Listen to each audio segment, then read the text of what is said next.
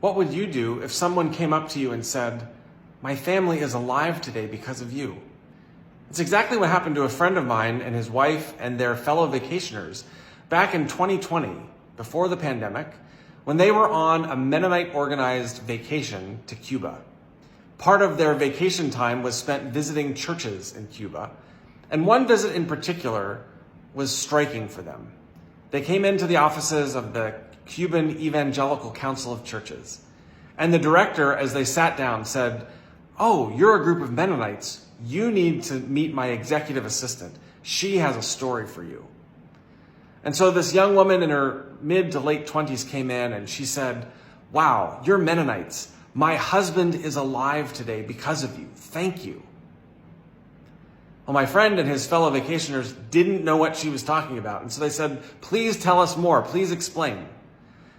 She said, back in the late 80s, early 1990s, Cuba received about 70% of its food supply from the Soviet Union.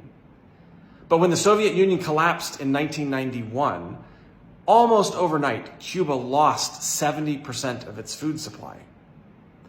And for the next several years, Cuba faced very serious malnutrition and starvation issues.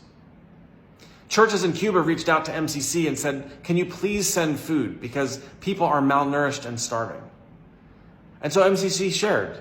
MCC organized shipments of canned meat and other food items that were designated specifically for pregnant mothers and mothers who had recently given birth and were nursing. They were the most vulnerable to malnutrition. Well, this young woman's husband was born in 1992, and his mother was a person who received food assistance from MCC. And as she raised her son, she always told him, "You are alive because of the Mennonites." And then here it was, January of 2020, and here's this young woman getting to say thank you to a group of Mennonites. "My husband is alive today because of you." It was a story that no one had heard before.